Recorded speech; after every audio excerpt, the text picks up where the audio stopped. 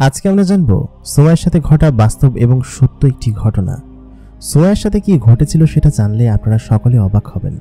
কিভাবে একটি জিনের দেখা পেয়েছিল এবং জিনটি কিভাবে তাকে বিয়ে করেছিল সেসব সম্পর্কে জানতে হলে ভিডিওটা শেষ পর্যন্ত আমাদের সঙ্গে থাকুন।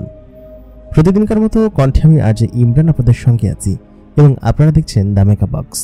আমাদের গল্পগুলো আপনাদের কাছে কেমন লাগছে আমাদেরকে কমেন্ট করে জানাতে ভুলবেন না। সেই সাথে অবশ্যই আমাদের চ্যানেলে নতুন হলে চ্যানেলটিকে সাবস্ক্রাইব করে রাখবেন।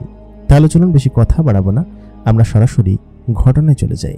ঘটনাটি যখন আমার সঙ্গে ঘটে তখন আমার বয়স 19 বছরের কাছাকাছি হবে। আমি বাড়ির সমস্ত কাজ প্রায় একাই করতাম। আমার বাড়িতে সৎমা ছিল এবং আমার আব্বা আর ছোট ভাই বোনদেরকে নিয়েই আমাদের সংসার ছিল। যাই হোক, বাড়িতে সৎমা আমাকে সবসময় আদর করতেন না, বেশিরভাগ সময়ই বাড়ির সমস্ত কাজকর্ম আমাকে দিয়েই করাতেন। যার ফলে দেখা যেত কি যে আমার পড়াশোনা তেমন একটা করা হতো না, কলেজে খুব একটা যাওয়া হতো না, কারণ তিনি সবসময় আমাকে দিয়ে কাজ করাতেন। যাই হোক, এরকম করেই ছোটবেলা থেকেই আমি আমার জীবন অতিবাহিত করে এত বড় হয়েছি। মাঝে মধ্যে ইচ্ছা করে যে এই ঘরবাড়ি ছেড়ে কোথাও একটা চলে যায়, তবে কিছু করার নেই, এরকমভাবে হয়তো জীবন অতিবাহিত করতে হবে। যাই হোক, আমার হঠাৎ করে একদিন আমার খালাদের বাড়িতে যেতে মনে হলো। মানে যেদিন প্রথম এই ঘটনার সূত্রপাত ঘটে সেদিন থেকে আমি বলছি। আমি আব্বার কাছে বললাম যে আব্বা, আজকে আমি খালা বাড়ি থেকে ঘুরে আসি। আমার মা মারা যাওয়ার পরে আমার খালা বাড়িতেই আমি মূলত বেশি যাই, কারণ ওইখানে খালাতো বোনেরা আছে এবং সব মিলিয়ে ওইখানেই আমার সময় বেশ ভালো কাটে, যার কারণে আমি ওইখানে মাঝে মধ্যে বেড়াতে যাই। তো আমি আব্বার কাছ থেকে অনুমতি নিয়ে ওইদিন সকালবেলা খালাদের বাড়ি চলে গেলাম। খালাদের বাড়ি যাওয়ার পর খালাতো বোন এবং সকলের সঙ্গেই আমার সময় খুব ভালো কাটে। সন্ধ্যার সময় আমরা গল্প করতে বসি এবং আড্ডা দেই, এবং ওই সময়টাতে বিদ্যুৎ খুব বেশি একটা আমাদের অঞ্চলে থাকতো না, যার কারণে আমার খালাদের বাড়ির উঠানে একটা আম গাছ ছিল। সেই আম গাছের নিচে পাটি বিছিয়ে আমরা সকলে গল্প করতাম। আমরা সব কাজিনরা মিলে গল্প করতাম। ওই আম গাছের পেছনে ছিল হচ্ছে খালাদের রান্নাঘর। খালা সেখানে রান্না করতেন। রান্না হয়ে আসার সময় আমরা সকলে ওইখানে গিয়ে গল্প করতাম। মোটামুটি কায়দায় এইসব ছিল আমার কাছে খুব আনন্দের বিষয়। কিন্তু বাড়িতে আসলেই আমার আর তেমন ভালো লাগতো না, কারণ বাড়িতে আসলে ওই যে কাজ করতে হতো। খালাদের বাড়িতে গেলে আমি আর বাড়িতে যাইতে চেতাম না, আর আমার সৎমা ওদিকে আমাকে যাওয়ার জন্য নানান ধরনের তাড়া দিতেন এবং পায়তারা করতেন। যাই হোক, খালাদের বাড়ি আমি 3-4 দিন বেড়ালাম। 3-4 দিন পরে আব্বা আমাকে বললেন যে চল, তোকে নিয়ে যাই, আর কতদিন থাকবি? আমি বললাম না আব্বা, আমি বাড়ি যাব না, বাড়িতে গেলে আমার ভালো লাগে না। খালাও তখন বললেন যে আবার আসিস, চলে যা। আমি বুঝতে পারলাম যে খালার হয়তো এভাবে আমাকে রাখতে সমস্যা হচ্ছে। মাসের ভিতরে অর্ধেক যদি তাদের বাড়িতে এরকমভাবে থাকি, তাহলে তো তাদেরও চালানোর একটা বিষয় আছে। আমি বললাম আব্বা ঠিক আছে, আমি কালকে চলে আসবো। আজকে রাতে খালাদের এইখানে একটা অনুষ্ঠান ছিল, পাশের বাড়িতে একটা মেয়ের গায়ে হলুদের অনুষ্ঠান ছিল, যার কারণে ওই দিন আমি আর গেলাম না, কারণ ওই দিনকে আমাদের সাজবার কথা ছিল। আমি দেখতে মোটামুটি বেশ ভালোই সুন্দরী ছিলাম এবং গায়ে পায়ে অন্যান্য সকলের থেকে বেশ ভালোই ছিলাম, যার কারণে আমাকে এলাকার অনেক ছেলেপেলেরা উত্ত্যক্ত করত। মানে চেনা জানা, তবে বলতো সুন্দরী, এইটাই এরকমভাবে বলতো। এমনকি প্রেমের প্রস্তাবও কয়েকজনের কাছ থেকে পেয়েছি। তবে যাই হোক, এগুলোকে উপেক্ষা করতাম আমি সবসময়। ওই দিন সন্ধ্যাবেলা আমরা বেশ রাত পর্যন্ত ওই বাড়িতে ছিলাম এবং বাড়ি থেকে অনেক রাত করে বাড়িতে ফিরেছিলাম। পরের দিন সকালবেলা আমাকে বাড়িতে চলে যেতে হবে। সকালবেলা খাবার খেয়ে দিয়ে আমার যেতে ইচ্ছে হচ্ছিল না, তবে আমাকে তো যেতেই হবে। আমাদের বাড়ি থেকে খালাদের বাড়ি 3-4 গ্রাম পরে ছিল। আমি রাস্তায় উঠলাম, উঠে একটা ভ্যান পেলাম, তবে সেই ভ্যানটা আমাদের গ্রামের ভিতরে ঢুকবে না, পাশের গ্রামের রাস্তা দিয়ে চলে যাবে। ওই বাকিটুকু রাস্তা আমাকে হেঁটে যেতে হবে। আমাদের গ্রামের একটাই সমস্যা ছিল যে ওই দিক দিয়ে কোনো ভ্যান ঢুকতে যেত না, কারণ ওই রাস্তার একদম শেষ মাথায়, আমাদের গ্রামের শেষ মাথায় হচ্ছে নদী পড়ে, যার কারণে এই দিক বয়ে এসে আমাদেরকে কেউ এগিয়ে দিয়ে যেতে চাইতো না, যার কারণে ওই 4 রাস্তার মোড় থেকে আমাদেরকে নেমে যেতে হতো। সেই ভ্যানটাতে করে আমি সেই 4 রাস্তার মোড় পর্যন্ত আসি। আসার পর আমি সেখানে নেমে যাই। 4 রাস্তার মোড়ের ওইখানে বিশাল বড় একটা বট গাছ ছিল। এই বট গাছটা আমি ছোটবেলা থেকেই দেখে আসছি। যাই হোক, আস্তে আস্তে প্রায় দুপুরের পরপর হয়ে গেল, মানে প্রায় 1:30-2টার কাছাকাছি বেঁচে গেল। ওই সময়টাতে দুপুর মানেই চারিদিকটা ফাঁকা এবং শুনশান ছিল, আর চৈত্রের সময় ছিল সেহেতু ওই সময়টাতে আমার কাছে ভীষণ অন্যরকম লাগতো ওই টাইমটাতে। তো আমি যখন ওদিক দিয়ে আসছিলাম, আমি খেয়াল করলাম যে কালী ভিটায় একটা তেঁতুল গাছ আছে, সেই তেঁতুল গাছের তেঁতুল অনেক ভালো লাগে আমার কাছে। এবং এই সময় নিশ্চয়ই তেঁতুল পেকে থাকবে বা তেঁতুল থাকবে গাছে, অনেকদিন ওই গাছের তেঁতুল খাওয়া হয় না। এই জায়গাতে যেহেতু আসছি, কালী ভিটার ওইখানে তেঁতুল খাওয়ার জন্য আমাকে যেতেই হবে। রাস্তার পাশে একটা ভিটা আছে, ওই ভিটায় সাধারণত রাত্রেবেলা কিংবা দিনের বেলা কেউ যায় না, আর রাত্রেবেলা তো পরের কথা। মাঠের পাশে মাঝে মধ্যে ছোটবেলায় আগে আমি আসতাম, আমাদের বাড়ির পাশেই, খুব বেশি দূরে না। মানুষজন বলে থাকে এই ভিটা নাকি ভয়ানক কোনো কিছু আছে, ওই যে একটু বেশি গাছপালা আর জঙ্গলা টাইপের জায়গা, এই জন্যই হয়তো কেউ আসতে চায় না।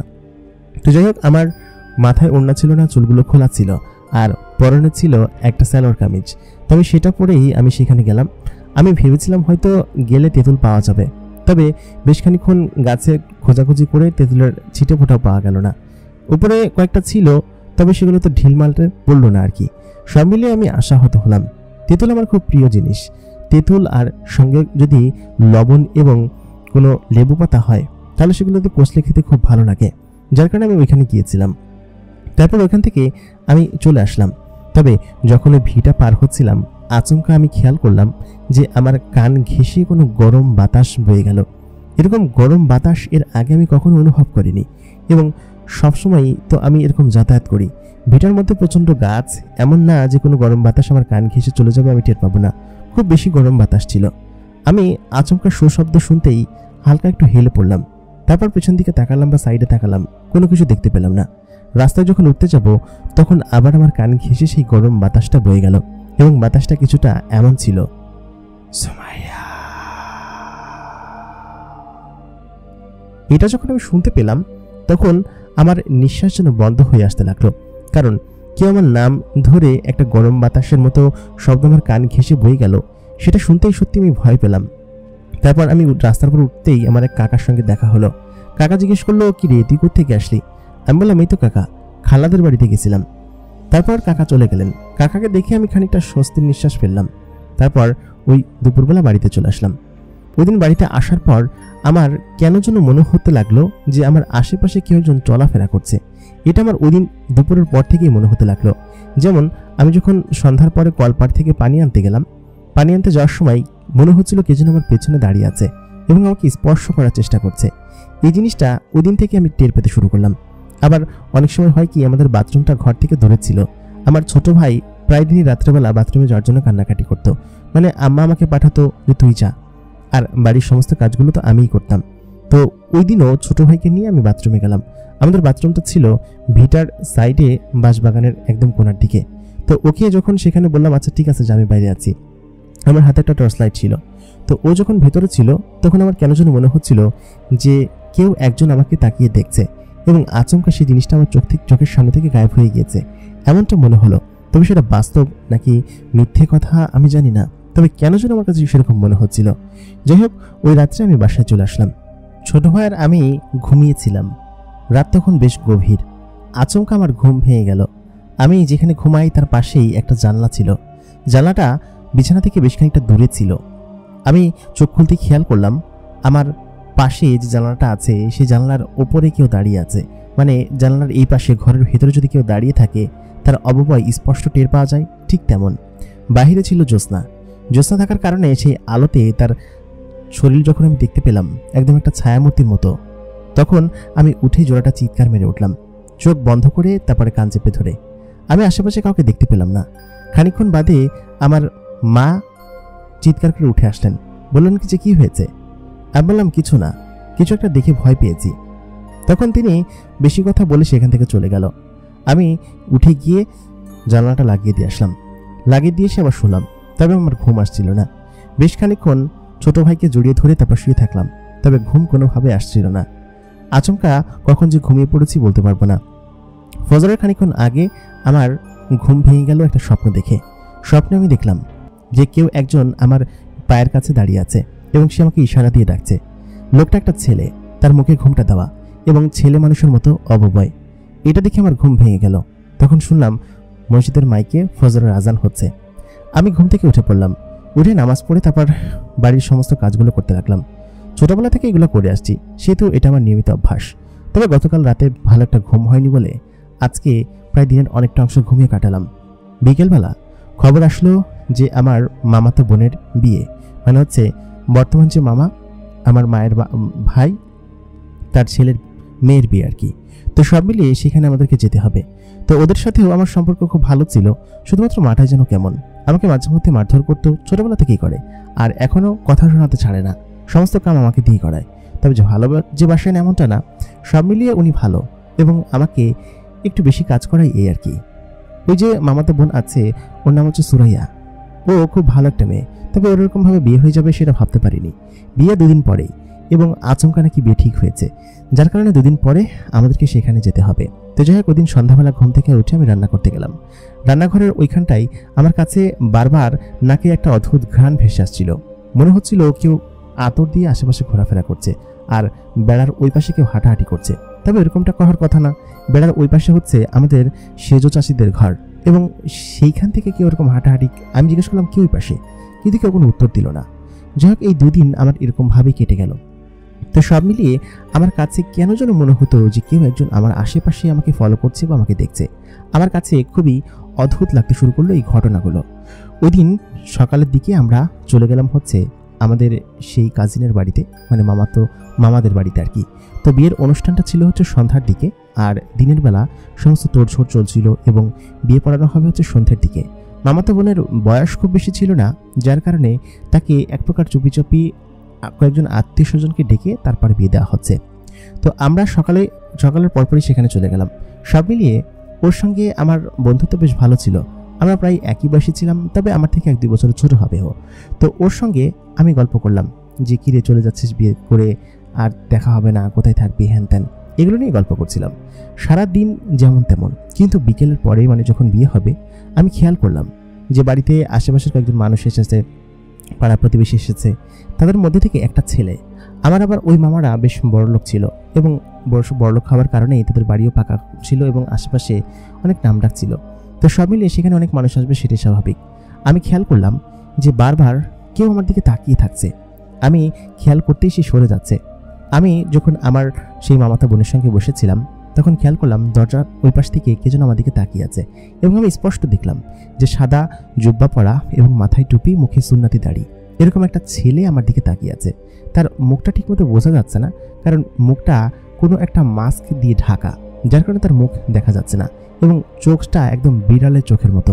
এরকম চোখ এর আগে আমি কখনো দেখিনি।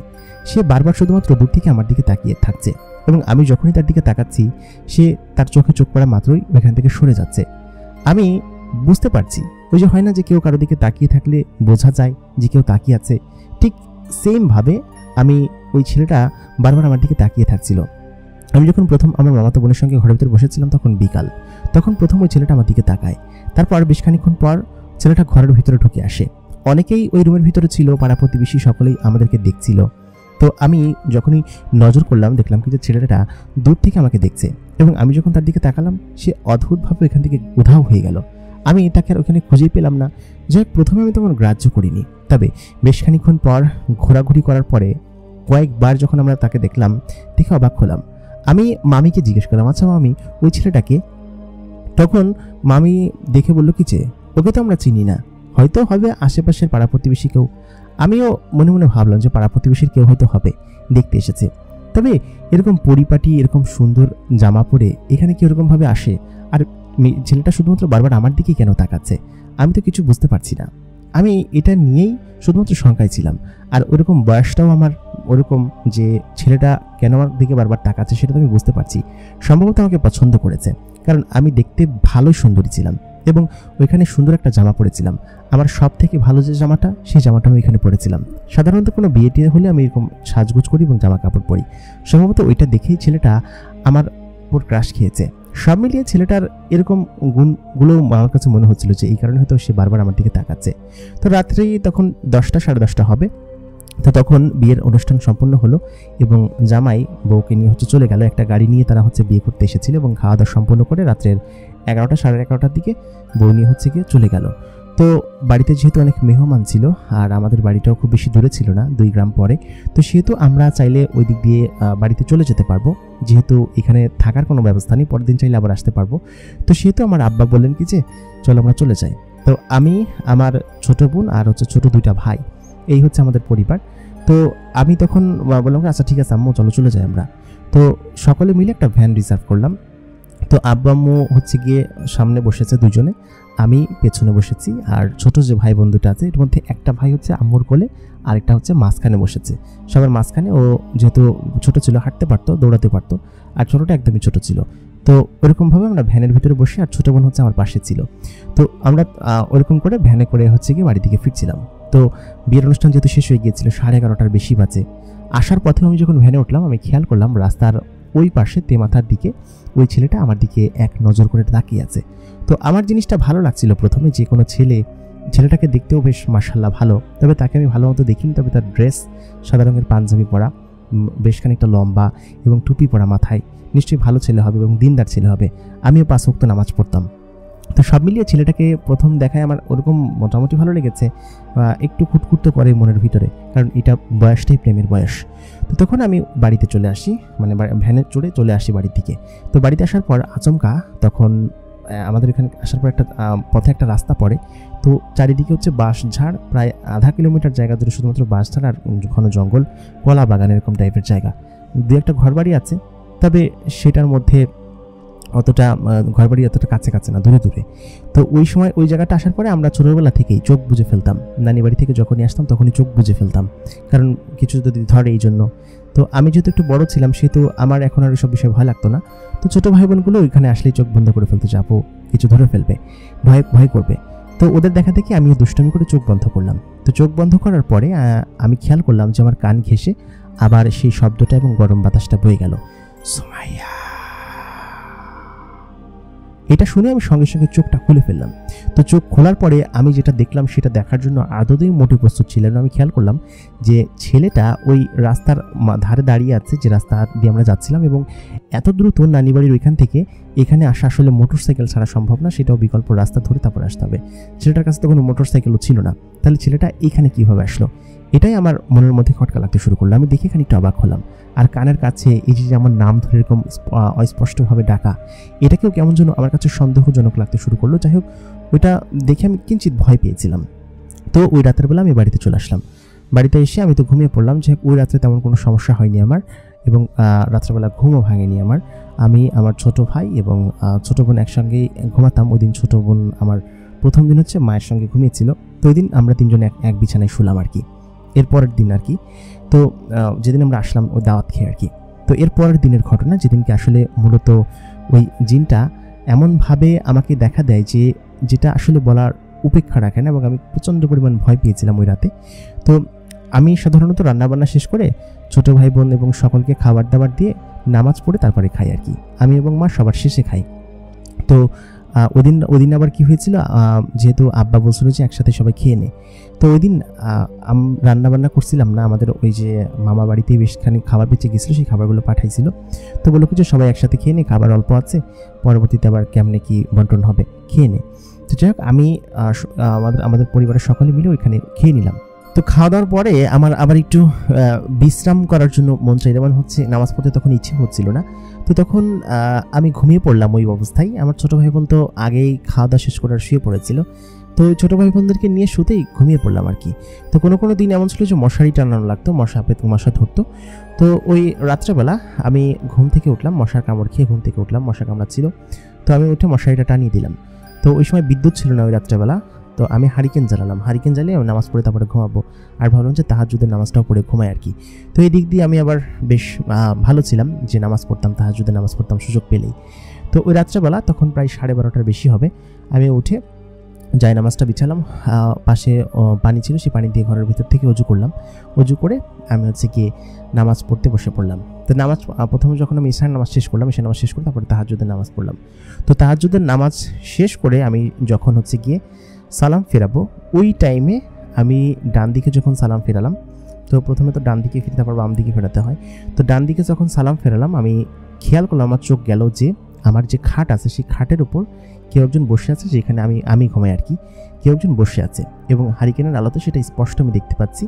এবং আমি বাম দিকে সালাম ফেরানোর পরে আমি যখন ডান দিকে ফিরলাম, আমি আসলে তখন কাউকে দেখতে পেলাম না। তো তখন আমি ভয়ে জায়নামাজ থেকে ছিটকে একটু পেছনে সরে গেলাম। আমার তখন বুকের ভিতরে একটা বাড়ি দিয়ে উঠলো, কিরে ঘরের ভিতরে কি? এবং ঘরের ভিতরে আমি যখন নামাজ পড়ছিলাম তখন থেকেই একটা অন্যরকম সুঘ্রাণ পাচ্ছিলাম। ঘরের ভিতরটা একদম মোমো করছিল গন্ধে। সেই সুঘ্রাণটা যেটা আমি কয়েকদিন ধরে রান্নাঘরের আশপাশে পাচ্ছি বা মাঝে মধ্যেই পাচ্ছি, বিয়ে বাড়িতেও পেয়েছিলাম। ওই দিন বাঁশবাগানের ওইখান থেকে আসার পথে আমি সেই সুঘ্রাণটা পেয়েছিলাম। তো সেই সুঘ্রাণটা ঘরের ভিতরে ভরে গিয়েছে এবং এত সুন্দর আতরের ঘ্রাণ যে আমি আসলে তখন কি বলবো কিছু বুঝতে পারছিলাম না। আমি তখন সেই আতরের ঘ্রাণটা পেয়ে, আমি তো এরকম একটা জিনিস দেখেছি যে বিছানার উপর বসে আছে, কোনো একটা লোক বসে আছে। তো ভয়ে আমি তখন ওইখান থেকে উঠে ছিটকে পেছনে সরে যাই। তো উঠে যখন আমি বুকে থুথু নিয়ে আশপাশটা তাকালাম, তখন আমি কাউকে দেখতে পেলাম না। তো আমি ওইখানটায় হচ্ছে কি জায়নামাজটা উঠিয়ে মশারির কাছে যাব, হারিকেনটা আলোটা হালকা একটু নিভিয়ে হালকা একটু ডিম করে যখন আমি মশারিটা উঁচু করলাম, আমি খেয়াল করলাম মশারির ওই পাশে আমি যেখানে বসে পড়াশোনা করি টেবিল, সেই টেবিলের চেয়ারের উপর একটা লোক বসে আছে। এবং ওই সময় তাকে দেখে আমার পরানের পানি থাকলো না। আমি তখন একটু পিছনে সরে গেলাম এবং প্রায় পড়ে যেতে গেলাম। তো পড়ে যেতে যখন গেলাম আমি খেয়াল করলাম যে কেউ আমাকে ধরে ফেললো আর কি, ধরে আমাকে সোজা করে দাঁড় করিয়ে দিল। তো আমি তখন কাউকে দেখতে পেলাম না যে পেছনে কেউ দাঁড়িয়ে আছে কিনা। তো আবার আমার চোখ গেল সেই চেয়ারের উপর, দেখলাম কি সেই চেয়ারের উপর কেউ একজন বসে আছে। তো তখন আমি ভয় পেয়ে বললাম কি যে আপনি কে এবং আপনি ঘরের ভিতরে কীভাবে ঢুকেছেন? আমি যে জোরে চিৎকার করব সেই হিতাহিত জ্ঞানটা আমার কাজ করছিল না মাথায়, আর চিৎকারের শব্দ আমার গলা দিয়ে বের হচ্ছিল না। তখন এত পরিমাণ ভয় পেয়েছিলাম আমি। তো তখন সে ছেলেটা কোনো কথা বলছিল না। আমি হারিকেনের আলোটা বাড়িয়ে দিলাম ফুল গতিতে। তো ঘর তখন পুরোপুরি উজালা হয়ে গেল এবং আমি ভালো মতো তাকিয়ে দেখলাম যে এটা হচ্ছে সেই ছেলেটা যে হচ্ছে গিয়ে ওই দিনকের বিয়ের আসর থেকেই আমাকে ফলো করছে এবং সে ফলো করতে করতে ঘর পর্যন্ত চলে এসেছে। এটা দেখে আমার ভীষণ মেজাজ খারাপ হলো, ভীষণ রাগ হলো যে আপনি আমাকে ফলো করতে করতে ঘর পর্যন্ত চলে এসেছেন, আপনি কেমন লোক? আপনি তো একটা কাপুরুষ। তো এই কথা বলার পর তখন সেই ছেলেটা প্রথমবারের মতো বলে উঠলো এবং তার কণ্ঠ ছিল খুবই ভরাট এবং মোটা কণ্ঠ। এবং সে যখন কথা বলে তখন তার কথার ভিতরে অন্যরকম একটা মাধুর্য ভেসে আসে। তার গায়ের সেই সুঘ্রাণ, তার কথা বলার মাধুর্য, তার চেহারাটা তখন মাস্ক দিয়ে ঢাকা ছিল এবং এক ধরনের নেট জাতীয় মাস্ক ছিল। তো তখন আমি তাকে এই কথা বলতে সে উঠে হচ্ছে কি আমার এই পাশে আসে। তো এই পাশে আসার পর আমি পেছনে সরে যাই এবং পেছনে সরে আমি হচ্ছে প্রায় টিনের সঙ্গে শরীর প্রায় লেগে যায়, মানে দেয়ালে পিঠ থেকে যেরকম সেরকম টিনের সাথে আমি পিঠ ঠেকিয়ে ফেললাম। তো তখন সেই ছেলেটা আমাকে বলল যে তুমি দয়া করে ভয় পেও না, আমি তোমার কোনো ক্ষতি করব না। তো ওই কথা বলতে আমি বললাম কি যে আপনি এখানে এসেছেন কিসের জন্য? আমি কিন্তু চিৎকার করব। তো ওই ছেলেটা তখন কোনো কথা বলছিল না। তখন আমার মাথায় ঢুকলো যে ঘরের দরজা জানালা সব বন্ধ, আর আমার রুমে ঢুকতে হলেও আরেকটা দরজা আছে, মূল দরজা তো বন্ধ, প্লাস আমার রুমে তো ওই দরজা দিয়ে সারা ঢোকার কোনো ওয়ে নাই। আমি যখন দরজার দিকে তাকালাম দেখলাম সত্যিই দরজাটা বন্ধ। তো ওই জিনিসটা ঘরের ভিতরে কীভাবে আসলো কিছুই তো বুঝতে পারছি না। তো তখন সে তার মুখের সেই মাস্কটা সরালো। তো মাস্ক যখন সরালো তখন আমি সত্যি বিশ্বাস করবেন কিনা জানি না, আমি তাকে দেখে তারপর যে ক্রাশ খাওয়া যেটাকে বলে বর্তমানে, ঠিক সেম ক্যাটাগরিতে তারকে দেখে আমি সেখানে বিমোহিত হয়ে গেলাম যে এত সুন্দর কোনো পুরুষ হতে পারে, বা তার মুখের দাড়িগুলো যেরকম সুন্দর, তারপর তার শারীরিক গঠন, চেহারার গঠন, এত চমৎকার ছেলে এর আগে আমি কখনো দেখিনি। অনেক ছেলেকেই তো দেখেছি, ছোটোবেলা থেকে এখন পর্যন্ত প্রেম করিনি, তবে এই ছেলেটাকে দেখে তার প্রেমে আমি ওই সময় পড়ে যাই আর কি। এত পরিমাণ ভালো তাকে লেগে যায় আমার যে সেটা বলার অপেক্ষা রাখে না। সব মিলিয়ে তাকে আমার এত পরিমাণ ভালো লাগে যে তখন আমি থ হয়ে যাই। তো তখন আমি তাকে খুব আলতো করে জিজ্ঞেস করি যে আপনি কে এবং আপনি এখানে কেন এসেছেন? তো ছেলেটা তখন বলল যে আমি কে সেটা হয়তো আমাকে তুমি চিনবে না, তবে হয়তো বুঝতে পারছো যে আমি কে, বা আমি তোমার এখানে কেন আসলাম, তোমার রুমের ভিতরে কিভাবে প্রবেশ করলাম সেটা হয়তো কিঞ্চিত বুঝতে পারছো। তো তখন আমি বলে উঠলাম যে না, আমি চিনতে পারছি না আপনাকে, আপনি কে বলুন তো? তো তখন সেই ছেলেটা বলে উঠলো যে আমি হচ্ছি একটা জিনের পুত্র, মানে হচ্ছে আমি নিজেও একটা জিন। তো এই কথা শুনতেই কিঞ্চিত ভয় পেলাম, কারণ জিন যখন শুনেছি তখন তো ভয় পাওয়ারই কথা। আর জিনদের সম্পর্কে আমি কোরআন শরীফে পড়েছি, ছোটোবেলায় নানুর কাছ থেকে গল্প শুনেছি, দাদার কাছ থেকে গল্প শুনেছি, এখন আমার দাদি আমাকে গল্প শোনায় জিন সম্পর্কে মাঝে মধ্যে ছোটো ভাই বোনদেরকে। তো জিনেরা যে এরকম হয় বা এরকম মানুষকে দেখা দেয় সেটা আমি আগে বিশ্বাস করতাম না। তো আমি তখন তাকে বললাম যে আমি বিশ্বাস করি না, আপনি আমাকে এরকমভাবে দেখা দিয়েছেন, জিনেরা কি এরকমভাবে মানুষকে দেখা দেয় নাকি? আমি সত্যি এটা বিশ্বাস করি না। তো তখন সেই জিন ছেলেটা বলে উঠলো যে আমিও সাধারণত মানুষের জগতে খুব তেমন একটা আসতাম না, মাঝে মধ্যে আসতাম, এসে একটু বিশ্রাম করে চলে যেতাম। তো সব মিলিয়ে প্রথম দিন যখন তোমাকে আমি দেখেছি, তোমাকে দেখে আসলে আমার খুব ভালো লেগে গিয়েছে, যার ফলে আমি মূলত হচ্ছে কি তোমাকে পছন্দ করে ফেলেছি, এই জন্য আমি তোমার কাছে এসেছি, না হলে আমি কখনো আসতাম না।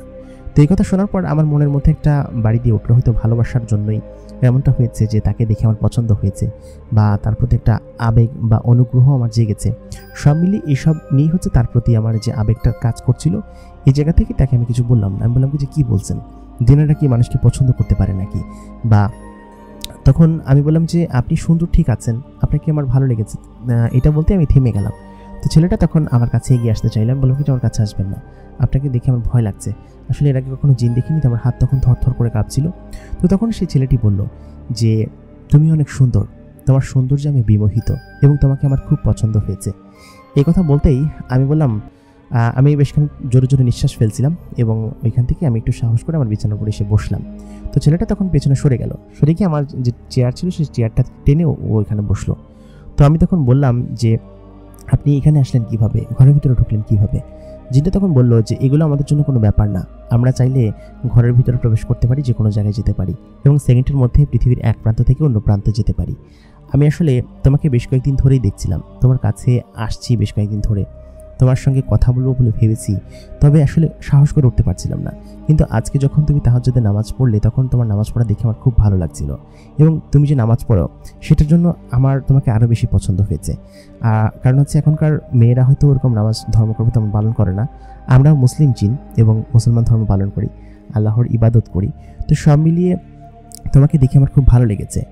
তো তারপর সেই জিন ছেলেটা বলল, আচ্ছা ঠিক আছে, সম্ভবত তুমি এটা নিয়ে শঙ্কিত আছো যে তোমাকে আমি কীভাবে দেখলাম, সেটা আমি কালকে বলবো এসে, ঠিক আছে? আজকে তাহলে এখন যাই, এখন আমাকে যেতে হবে, সময় হয়েছে আমার যাওয়ার। তো তারপর এই কথা বলে ও হচ্ছে কি আমার চোখের সামনে থেকে উধাও হয়ে গেল। ও যখন ছিল ঘরের ভিতরে একটা অন্যরকম সুঘ্রাণ, অন্যরকম একটা আলো ছিল ঘরের ভিতরে, সেই সব কিছু নিভে গেল এবং সেই সুঘ্রাণটাও চলে গেল। আমি বেশ খানিকক্ষণ বিছানার উপর থ মেরে বসে থাকলাম। এটা কি হলো আমার সঙ্গে? ছেলেটা আমাকে কি বলে গেল? আমাকে পছন্দ করে, একটা জিন। আমি কি স্বপ্ন দেখছি নাকি অন্য কিছু? হাতে চিমটি কাটলাম, তবে তাতে কোনো বিশেষ কোনো পায়তারা হলো না, কারণ এটা কোনো স্বপ্ন না, এটা সত্যি এবং বাস্তব। আমি হারিকেনের আলোটা হালকা ডিম করে তারপর শুতে গেলাম। খানিকক্ষণ বাদে কারেন্ট আসলো। হারিকেনটা এমনি এমনি নিভে যাবে জানি, কারণ কেরোসিন অল্প একটু আছে। ওই সময়টাতে কারেন্ট খুব বেশি রাত্রেবেলা থাকতো না। তো আমি হারিকেনটা নিভিয়ে দিলাম, কারণ কারেন্ট চলে এসেছে, বাইরের লাইট জ্বালানো আছে। তো নিভিয়ে দিয়ে আমি শুয়ে পড়লাম। এতদিন আমার শুতে ভয় লাগছিল, তবে আজকে কেন যেন মনে হচ্ছিল যে ভয় লাগছে না, কারণ জিন ছেলেটা আমাকে পছন্দ করে এবং আমারও তাকে দেখে পছন্দ হয়েছে। শুধুমাত্র আজকে আর কালকে দেখে না, তাকে আমার সত্যি ভালো লেগেছে। কারণ এরকম সুন্দর কেউ যদি কাউকে প্রপোজ করে তাহলে সেটা রিজেক্ট করা যায় না। আর সে এত সুন্দর করে কথা বলে, তাকে দেখে মনে হচ্ছে সে মুসলিম জিন। তার পরনে সুন্দর একটা জুব্বা, তার মুখে সুন্নতি দাড়ি, আর সব মিলিয়ে তার মুখমণ্ডল, চেহারা সব কিছু যেন অন্যরকম, যা আমার স্বপ্নের রাজপুত্রের মতো। এবং তাকে দেখে আমার সত্যিই খুব ভালো লেগেছে, এত ভালো লেগেছে যে আমি সত্যি প্রথম দেখাতেই তার প্রেমে পড়ে গিয়েছি। এগুলো ভাবতে ভাবতে আমি ঘুমিয়ে পড়লাম। পরের দিন সকালবেলা উঠে আমার আবার কলেজে যাওয়ার কথা ছিল, তো আমি কলেজে গেলাম। কলেজে যাওয়ার পর আমি বেশ খুশি ছিলাম, কারণ হচ্ছে এরকম একটা জিনিসের সঙ্গে দেখা হয়েছে, কথা বলেছি। তো আমার বান্ধবী সুস্মিতার সঙ্গে আমার দেখা হলো। তো ও বললো কি যে কিরে তুই এত খুশি কেন? তো আমি আর ওই কথাটা চেপে রাখতে পারলাম না যে গতকালকে কি হয়েছিল। তো আমার বান্ধবী সুস্মিতাকে আমি সমস্ত ঘটনা বলে দিলাম, যে এরকম এরকম ঘটনা ঘটেছে। তো ও তখন বললো যে এটা কি সত্যি বাস্তব? তুই কি মিথ্যা কথা বলছিস নাকি সত্য কথা বলছিস? আমি তো কিছু বুঝতে পারছি না। যদি সত্যি হয় তাহলে এক কাজ কর, তুই আমাদের যে দুলাভাই আছে তাকে দেখা, যদি দেখাতে পারিস তাহলে আমি বিশ্বাস করব। আমি তখন বললাম, আরে কালকেই তো তার সঙ্গে আমার কথা হয়েছে, সেরকমভাবে এসেছে, আমাকে এসব বলেছে। যদি আজকে আসে তাহলে বিশ্বাস করবো যে সত্যি সত্যি আছে, তারপর না হয় কয়েকদিন পরে তোকে দেখাবো। আর তুই দুলাভাই বলছিস কিসের জন্য? ওনার সঙ্গে কি আমার বিয়ে হয়েছে নাকি? আর উনি কি আমাকে ভালোবাসে সেটা বলেছে নাকি? উনি বলেছে আমাকে পছন্দ করে, বন্ধু হিসেবেও তো পছন্দ করতে পারে, তাই না? তো সুস্মিতা এই কথা বলার পর বললো, তুই যে ঢপ মারছিস বুঝতে পারছি, তুই ছোটবেলা থেকে চাপা মারিস সেটা আমরা জানি। তো যাই হোক, তুই এত চাপা মারার দরকার নেই। তো ওই কথা বলে সুস্মিতা নিজের থেকেই বললো কি যে সত্যি কথা আমি মিথ্যা কথা বলছি, এরকমটা। তবে তাকে বেশি ঘাটাতে গেলাম না, বললাম যে হ্যাঁ ঠিক আছে, মিথ্যা কথাই বলছি আমি, তবে এখন আমি দেখাতে পারবো না, কারণ হচ্ছে তাকে তো আমি ডাকবো কীভাবে সেটাই জানি না, আর তার সঙ্গে তো আমার ঠিকঠাক মতো কথাই হয়নি। আমি কীভাবে বলবো যে আমার বান্ধবী আপনাকে দেখতে চাই, এরকমটা বলে সে আসবে? তো যাই হোক, ও নিজে থেকে এটা বললো, যার কারণে আমি আর তেমন ঘাটালাম না। সারা দিন আমার অন্যরকম কাটলো, কারণ রাত্রেবেলা বাড়িতে গিয়ে আমি ওই ছেলেটার জন্য অপেক্ষা করব এটা ভাবতে আমার কাছে অন্যরকম লাগছিল, কারণ উনি বলে গিয়েছেন যে রাত্রেবেলা আসবে, আমার সঙ্গে দেখা করবে এবং কিভাবে আমাকে দেখেছিল সেটা সে আমাকে জানাবে। তো সব মিলিয়ে আমি রাত্রের অপেক্ষা করতে লাগলাম। আমি প্রায় রান্নাবান্না শেষ করে রাত্রেবেলা নিজের ঘরে গেলাম খাওয়া দাওয়া শেষ করে, এবং ভাবছিলাম যে কখন আসবে। তো সে আসবে ভেবে আমি বেশ খানিক্ষণ বসেছিলাম, তারপর নামাজটা পড়ে নিলাম। তো যখন আমি নামাজ শেষ করে গত দিনকার মতো সালাম ফেরালাম, আমি খেয়াল করলাম ঠিক সেই আগের জায়গায় সে বসে আছে। আমি সালাম ফিরিয়ে বললাম যে আসসালামু আলাইকুম, আপনি এসেছেন? তো সে সালাম গ্রহণ করলো এবং বলল যে এই কারণেই তোমাকে আমার ভালো লাগে, তুমি বেশ ধর্মকর্ম পালন করো এবং বেশ সম্মান করতে জানো, সব মিলিয়ে তোমাকে আমার খুব ভালো লাগে।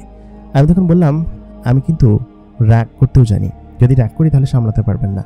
তো তখন সেই জিন ছেলেটি বলে উঠলো যে আচ্ছা ঠিক আছে, তুমি রাগ করলে সেটা না হয় ভেবে নিব, দেখে নিব, তবে তুমি এতক্ষণ আগ্রহ নিয়ে আমার জন্য বসেছিলে কিসের জন্য? আমি তখন বললাম এতক্ষণ বসেছিলাম সেটা তুমি কীভাবে জানলে? তো আমি খট করে তুমি বলে ফেললাম। তো তখন বললো যে তুমি চাইলে আমাকে তুমি করে বলতে পারো, সমস্যা নেই, আমি বলার আগেই। উনি তখন বলল যে ঠিক আছে। আমি বলে উঠলাম যে আমি যে এখানে আপনার জন্য অপেক্ষা করছি সেটা আপনি জানেন কীভাবে? ছেলেটি তখন বলল যে আমি এখানে বেশ খানিকক্ষণ ধরে অপেক্ষা করছি তোমার জন্য। তো একটা জিন সে চাইলে তো অদৃশ্য হতে পারে, দৃশ্যমান হতে পারে, নিশ্চয়ই অদৃশ্য হয়ে আমাকে দেখছে অনেকক্ষণ যাবতই। আচ্ছা সে কি আমাকে সবসময় দেখতে পারে? তাই মনে করে আমার ওই সময়টার কথা মনে হলো যখন আমি গোসল করি বা যখন আমি কাপড় চেঞ্জ করি, তাই মনে করে আমি ছি বলে উঠলাম। তো তখন সে ছেলেটি বলল কি হয়েছে? আমি তখন বললাম না তেমন কিছু না। জিন ছেলেটা আমার দিকে তাকিয়ে আছে, আমি তার দিকে তাকিয়ে আছি।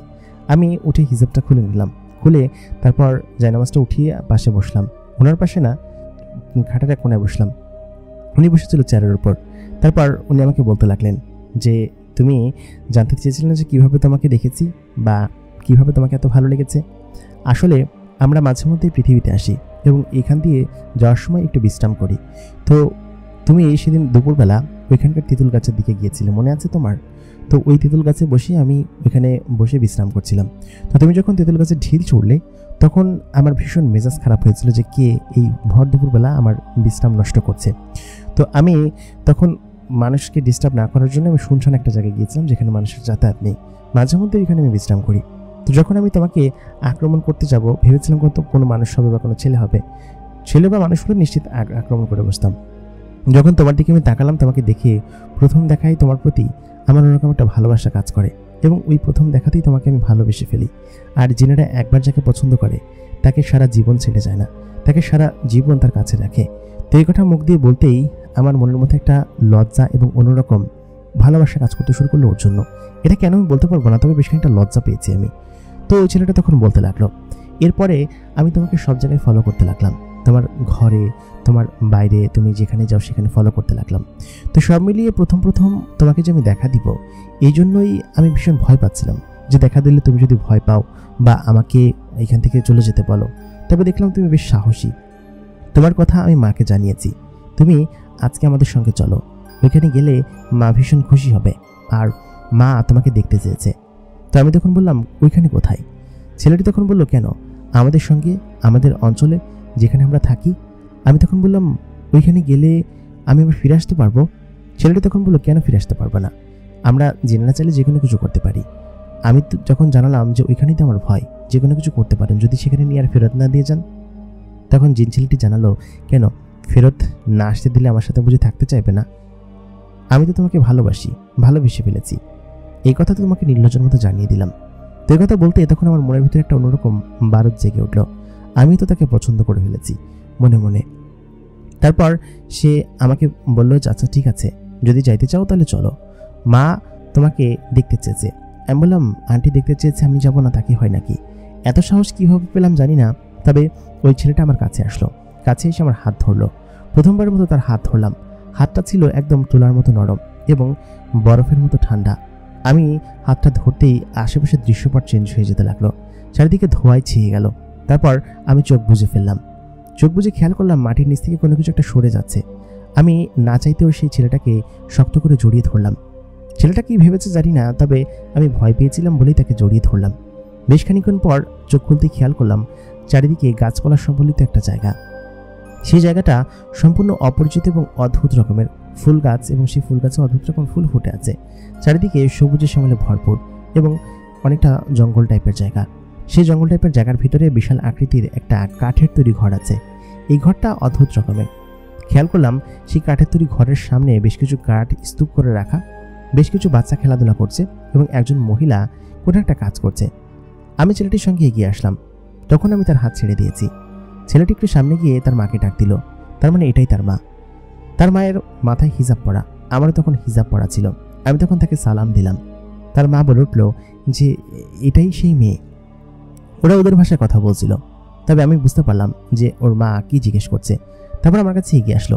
এগিয়ে সে দুহাত দিয়ে আমার গাল স্পর্শ করলো, কারণ ওর মা আমাকে দেখে খুব পছন্দ করেছে এবং বলেছে যে এই ছেলেকেই নাকি ও বিয়ে করবে এবং সেটাই সত্যি হতে যাচ্ছে।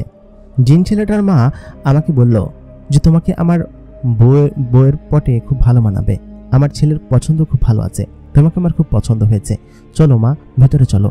তারপর আমাকে হাত ধরে ভেতরে নিয়ে গেল। বেশ কয়েকটা ছেলে মেয়ে আমার দিকে এগিয়ে আসলো। ছেলে মেয়েগুলো দেখতে অদ্ভুত এবং তাদের পরনে ছিল এক ধরনের জুব্বা জাতীয় জামা এবং মাথায় ছোট ছোট টুপি। এরকম টুপি আর জুব্বা এর আগে আমি কখনো দেখিনি। তাদের শারীরিক গঠন অদ্ভুত। তারা এগিয়ে এসে আমার হাত ধরতে লাগলো, আমাকে নিয়ে নানান ধরনের কথা বলতে লাগলো। কয়েকজন আশেপাশের মহিলারা আমাকে দেখে এগিয়ে আসলেন। সত্যি সত্যি এইসব জায়গা এর আগে আমি কখনো দেখিনি। জিন ছেলেটা বেশ খানিকক্ষণ পর আমার কাছে এসে আমার পাশে বসলো। বলল কি যে কি ভালো লাগছে? আমি বললাম হ্যাঁ ভালো লাগছে, জায়গাটা বেশ সুন্দর এবং এরকম জায়গায় এর আগে আমি কখনো আসিনি, তোমাদের পরিবারের সকলেই বেশ ভালো। তখন একজন লোক বাইরে থেকে আসলেন। তার মাথায় একটি বোঝা, সম্ভবত কোথা থেকে কাজে এসেছে, মানে কাজ থেকে ফিরেছে। তখন সেই জিন ছেলেটা, মানে আমার জিন প্রেমিক, ততক্ষণ তাকে আমি ভালোবেসে ফেলেছি, জিন প্রেমিক বলাটা ভুল হবে না। আমার জিন প্রেমিক তখন বললেন যে উনি হচ্ছেন আমার বাবা। আমি তখন তাকে সালাম দিলাম। সালাম দিলে তিনি সালামের উত্তর গ্রহণ করলেন এবং বললেন যে এই সেই মেয়ে। ছেলেটা তখন বলল হ্যাঁ, ওনারা সকলে আমাকে বেশ পছন্দ করেছেন এবং বলেছেন যে মেয়েটি আসলে খুব ভালো। তারপর আমাকে যত্ন করে খাওয়ালেন, সমস্ত কিছু বললেন ওদের ওখানকার বিষয়ে, গল্পগুজব করলেন এবং গল্প করে আমাকে বললেন যে খুব দ্রুতই তোমাকে আমাদের পুত্রবধূ করে এখানে নিয়ে আসবো। তখন আমার মনটা কিঞ্চিত খারাপ হলো যে আমাকে কি এখানে থাকতে হবে আপনাদের সঙ্গে? তো তখন সেই আমার হবু শাশুড়ি, মানে হচ্ছে জিন ছেলেটার মা, বললেন যে তুমি যদি না চাও তাহলে তোমাকে আমরা এখানে নিয়ে আসবো না, তোমার অনুমতির মর্জির উপর সমস্ত কিছু হবে। আমি বললাম আচ্ছা ঠিক আছে। তারপর ওই দিন ছেলেটার সঙ্গে আশপাশটায় অনেক জায়গায় ঘোরাঘুরি করলাম। জায়গাটাগুলো এত সুন্দর ছিল যে সত্যি বলে বোঝানো সম্ভব না। খুবই সুন্দর জায়গা। একটা ঝর্ণার পাশে ও এবং আমি বসেছিলাম। ও আমাকে বলল যে সত্যি আমি তোমাকে খুব ভালোবাসি, তুমি আমাকে ভালোবাসো না? একথা বলতেই আমি তাকে বললাম যে এত সুন্দর এবং ভালো একটা মানুষকে থুকো, তুমি তো মানুষ না, তুমি তো একটা জিন, এরকম একটা জিনকে ভালো না বেশি থাকা যায়? তুমি এই যে আমার জন্য কত কিছু করছো। তাই বলতেই সে তার পকেট থেকে একজোড়া স্বর্ণের কানের দুল বের করে দিল। স্বর্ণ নাকি ডায়মন্ড বলতে পারবো না, তবে বেশ চকচক করছিল এবং খুব দামি। সেগুলো বের করতেই আমাকে বলল কি যে এগুলো তুমি তোমার কানে পড়ো, তোমাকেও খুব ভালো লাগবে, তোমার জন্যই আমি এগুলো বানিয়ে এনেছি। তো সব মিলিয়ে ওদের এখানে এইসব জিনিসের মূল্য অনেক, আর আমাদের এখানে তো আরও বেশি হবে। ওরা এই জমত জাতীয় জিনিসই পড়ে, ডায়মন্ড জাতীয় জিনিস বা মূল্যবান যেসব রত্ন সেগুলো পড়ে এবং অন্যান্য সকল জিনদের কাবিলা থেকে আলাদাভাবে এরা বসবাস করে এবং এদের গোষ্ঠী এবং পরিবার অন্যান্য সকল জিন থেকে আলাদা। তারপর বেশ খানিকটা সন্ধে হয়ে এবং রাত নেমে আসলো। জ্যোৎস্নার আলোতে ও এবং আমি সেই জায়গায় বসে রইলাম। ও আমাকে বলল কি যে কী ব্যাপার, কিছু যে বললে না? আমি তখন বেশ খানিকক্ষণ চুপ করে থেকে ওর হাতটা ধরে বললাম যে আমিও তোমাকে পছন্দ করে ফেলেছি, তোমাকে পছন্দ না করার কোনো উপায় নেই, তুমি বেশ ভালো একটা জিন এবং এর আগে আমি কখনো জিনদের সাথে মেলামেশা করিনি, ইভেন মানুষের সঙ্গে কোনোদিন মেলামেশা করিনি। তুমি আমার প্রথম প্রেম এবং সেটা যদি একটা জিন হয় তাতেও আমার কোনো আপত্তি নেই, তবে এত দ্রুত আমি বিয়ে করতে চাচ্ছি না, আমরা পরে বিয়ে করি। ও তখন বলল যে তুমি যেটা বলবে সেটাই হবে, চলো তোমাকে দিয়ে আসি, তোমাদের ওইখানে নিশ্চয়ই এতক্ষণে সকাল হয়ে গিয়েছে। আমি এখানে যেখানে ছিলাম সেটা একদম রাত্র ছিল, মানে আমি যখন এসেছিলাম তখন, কিন্তু এখানে একদম দিন ছিল। তো এখানে দিন মানে ওইখানে রাত, তার মানে ওরা পৃথিবীর অন্য প্রান্তে নিশ্চয়ই থাকে। সব মিলে আমি বললাম যে এটা কোন জায়গা? ও তখন বলল এটা পৃথিবীর অন্য প্রান্ত, তবে কোন জায়গা সেটা আমি বলতে পারবো না। তারপর ও আমাকে কয়েক মুহূর্তের ভিতরে আমার সেই ঘরের ভিতরে দিয়ে গেল। ততক্ষণে বাইরে ফজরের আজান হচ্ছে। আমি তখন ওকে বললাম যে তুমি আর কিছুক্ষণ থাকো আমার কাছে। ও তখন বললো না, এখানে থাকতে পারবো না, আমাদেরকে চলে যেতে হবে, আমাদের কিছু সময় পৃথিবীর এই বাড়িতে থাকা নিষেধ আছে। তাই বলে আমার চোখের সামনে থেকে গায়েব হয়ে গেল। ওই সময় আমি নামাজটা পড়ে ঘুমাতে গেলাম। সারা রাত তো ঘুম হয়নি, ওইখানে এরকমভাবে হেঁটে চলে বেরিয়েছি। তা আমি ঘুমালাম। আমার মা জোরে এসে থাপ্পড় দিয়ে আমাকে ঘুম থেকে জাগালেন। বললেন কি যে তুই এখন পর্যন্ত পড়ে পড়ে ঘুমাচ্ছিস, তো আমি তখন তাকে একটা ঝাড়ি দিলাম, বললাম কি যে ঘুমানোতে কী করবো, ঘুম পালে কী করবো। তো এটা বলতেই তার সঙ্গে একটা ঝগড়া বেঁধে গেল। আমার মা বেশ খানিকটা ঝগড়া করে এখান থেকে বেরিয়ে গেল। আব্বা আসার পরে আব্বার কাছে বিচার দিলেন কেঁদে কেঁদে যে তোমার মেয়ে এরকমটা বলেছে। তো আব্বা বলল কি যে তুই এরকমটা করছিস। তাই বললাম কি যে তো কী করবো, আমি ঘুমাচ্ছি, সে আমাকে ডাকবে কিসের জন্য। তো আচমকা আমার ব্যবহারে পরিবর্তন দেখে আমার আম্মা এবং আব্বা দুজনেই অন্য হতবাক হলেন, কারণ আমি এরকম তো বলি না কখনো। তো সব মিলে আব্বা ওই দিনকে হচ্ছে কি একটা বিয়ের সম্বন্ধ আনলেন আমার জন্য, এবং সকলে বেশ রাগ করেছিল। রাত্রেবেলা যখন বলল যে তোর জন্য একটা বিয়ের সম্বন্ধ নিয়ে এসেছি আমরা, এবং তোকে হচ্ছে আমরা বিয়ে দিব এবং ভালো ছেলে। তো আমি যখন তার ছেলে সম্পর্কে জানলাম, তো ছেলে হচ্ছে কি একটা ব্যবসা করে, শহরে দোকান আছে, তো সেই ছেলের সঙ্গে বিয়ে দিবে। তো আমি তখন বললাম আব্বা আমি কাউকে বিয়ে করবো না, আর আমি এখন বিয়ে করতে চাচ্ছি না, আমি পড়াশোনা করতে চাই। তো আব্বা তখন বললো কি যে না তুই এমনটা করতে পারবি না, আমি ছেলে ভালো, আমি বিয়ে দিয়ে দিব, আর তোকে কতদিন আমি রাখবো, তোর ছোটো ভাই বোনগুলোও তো আছে। তো সব মিলিয়ে তাদের উপর আমার জেদ হতে শুরু করলো, যে তারা এরকমভাবে আমাকে এরকমভাবে ঘর থেকে তাড়ানোর জন্য এরকম উঠে পড়ে লেগেছে। তো আমি তখন ওই রাত্রেবেলা আমার সেই জিন বয়ফ্রেন্ডকে ডাকলাম, প্রেমিককে ডাকলাম। তো ডাকার পরে সে আসলো। আসার পর আমি তাকে বললাম যে আজকে রাতে আমি তোমাকে বিয়ে করব এবং এখান থেকে আমি চলে যাব, কারণ আমি জানতাম যে ওকে বিয়ে না করলে হয়তো আব্বা আমাকে জোর করে বিয়ে দিয়ে দিবে। তো ওই রাত্রেবেলা আমি ওই জিনের সঙ্গে চলে যাই, এবং ও আমাকে বলেছিল তোমার আব্বা আমার অনুমতি না নিয়েই। তো আমি তখন ওকে বললাম যে আমি যা বলবো তুমি সেটাই করবা না। তো জিন ছেলেটা বললো কি যে হ্যাঁ সেটাই করবো। তো ওই রাত্রেবেলা ওইখানে জিনেদের ওইখানে একজন মৌলবীর উপস্থিতিতে আমাকে হচ্ছে আমি ওকে বিয়ে করলাম, এবং বিয়ে করার পরে ওই দিন কি হচ্ছে ওর সঙ্গে আমি ওইখানে থাকলাম রাত্রেবেলা, এবং প্রথমবারের মতো কোনো ছেলের সঙ্গে এরকমভাবে থাকা, বা সে তোমার হাজব্যান্ড হয়ে গিয়েছিল তখন। তো সে একদম মানুষের মতোই এবং সব কিছু মানুষের মতো, তবে সে যে রূপ পরিবর্তন করতে পারে সেটা তার সঙ্গে বিয়ে হওয়ার পরে আমি বুঝতে পেরেছি। তো তার সঙ্গে সেখানে আমি থাকলাম, এবং সেদিন রাত্রে আমাদের ওইখানে বাসর হলো, তার সঙ্গে ঘুমালাম আমি, এবং এরকম করে প্রায় 7 দিনের মতো সেখানে থাকলাম। তো 7 দিনে তার প্রতি আমার টান ভালোবাসা অন্যরকম লেভেলে চলে এসেছে। আমি এখান থেকে আসলে যেতে চাচ্ছিলাম না, কারণ বাড়িতে গেলে আমার আম্মা বা আব্বার কথা শুনতে হবে। তো সব মিলিয়ে আমি প্রচণ্ড পরিমাণ বাড়ির প্রতি রেগেছিলাম। তো আমার সেই হাজব্যান্ড বললো কি যে তুমি চলো, তুমি গিয়ে তোমার আব্বা আমাকে বলো, ওনারা নিশ্চয়ই মেনে নেবে বিষয়টা, আর তুমি যে বিয়ে করতে চাও না সেটাও তুমি তাদেরকে বলো, আর আমার কথা বলার দরকার নেই, বললে হয়তো ওনারা অন্য কিছু ভাববে। তো যাই হোক, ওই দিন রাত্রেবেলা আমি আমার সেই জিন হাজব্যান্ড এবং আমি হচ্ছে কি বাড়িতে যাই। তো বাড়িতে যাই তখন আমাকে আম্মা ঘরের ভিতর দিকে চিৎকার দিয়ে ওঠে, যে ভয় পেয়ে চিৎকার দিয়ে ওঠে, কারণ ঘরের দরজা লাগানো, আমি ঘরের ভিতর কীভাবে ঢুকলাম। তো তখন আব্বা আসে দৌড়ে এবং বলে কিছু তুই কই গেছিলি এবং এতদিন কোথায় ছিলি। তো আমার সেই জিন হাজব্যান্ড আমার পাশেই দাঁড়ায় ছিল। তো আমি তখন ওকে বললাম ভাই তুমি দৃশ্যমান হও, তুমি ওদেরকে দেখা দাও এবং সমস্ত সত্য ঘটনা বলো। তো তখন ও আসলে প্রথমে চাইছিল না, আমার আব্বা প্রথমে একটু ভয় পায়, বলে কিছু কার সঙ্গে কথা বলছিস, তোর ঘাড়ে কিছু এসেছে কিনা। তো ঘাড়ে কিছু এসেছে কিনা বলতে আমাদের গ্রামে ওই সময়টা বোঝাতো যে ঘাড়ে জিন ভূত কোনো কিছু এসেছে কিনা। তো তখন ও আস্তে আস্তে দৃশ্যমান হয়, মানুষের রূপ ধারণ করে আমার পাশে দাঁড়ায়।